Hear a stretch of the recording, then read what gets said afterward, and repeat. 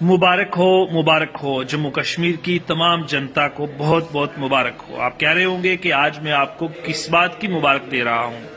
मुबारक आपको इस बात की दे रहा हूं कि आप बिजली पे टैक्स दिया करते थे, पानी पे टैक्स दिया करते थे, सड़क पर चलते हैं तो उसका भी टैक्स देते हैं, आप कोई भी चीज परचेज करते हैं तो उसका आप टैक्स देते हैं। जम्मू कश्मीर के अंदर हम 18% टैक्स अदा करने के बाद ही अपने घर में कोई भी आइटम खरीद कर लाते हैं। लेकिन हमने कभी नहीं सुना, पिछले 70 साल में नहीं सुना कि हमने कभी प्रॉपर्टी का टैक्स दिया हो। लेकिन अब जम्मू कश्मीर के अंदर वो बाबू जो बाहर से आकर यहाँ बैठे हैं,